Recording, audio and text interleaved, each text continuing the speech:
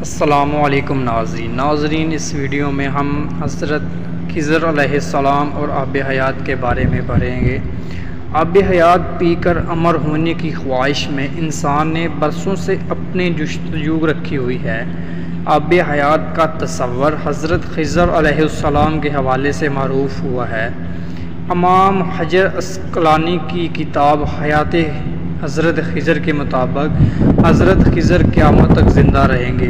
یہ کہا جاتا ہے کہ حضرت خضر نے آب حیات پیا تھا، جس کی وجہ سے آپ قیامت تک زندہ رہیں گے۔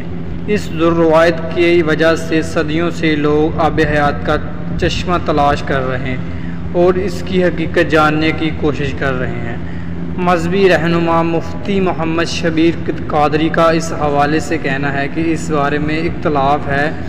بعض لوگ تو اس کو افسانے کے علاوہ کچھ نہیں سمجھتے۔ اس اختلاف کی بنیادی وجہ یہ ہے کہ آب حیات کا تذکرہ نہ تو کلام اللہ کی کسی آیت میں ہے اور نہ ہی کلام رسول صلی اللہ علیہ وآلہ وسلم کی کسی روایت میں ہے۔ البتہ کچھ مفسرین نے سورۃ کہف کی ان آیات کی تفسیر کرتے ہوئے آب حیات کے بارے میں بات کی ہے، جن میں حضرت ذوالقرنین کے سفر کا تذکرہ ہے۔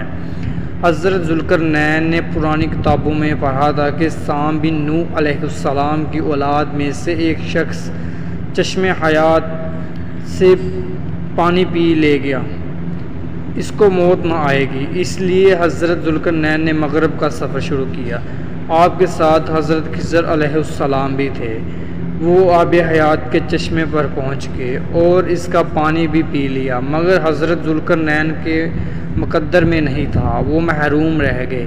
اس سفر میں آپ جانب مغرب روانہ ہوئے تو جہاں تک آبادی کا نام و نشان ہے وہ سب منزلیں طے کر کے آپ ایک ایسے مقام پر پہنچے کہ انہیں سورج غروب کے وقت ایسا نظر آیا کہ وہ ایک سیاہ چشمے میں ڈوب رہا ہے، جیسا کہ سمندری سفر کرنے والوں کو آفتاب سمندر کے کالے پانی میں ڈوبتا نظر آتا ہے۔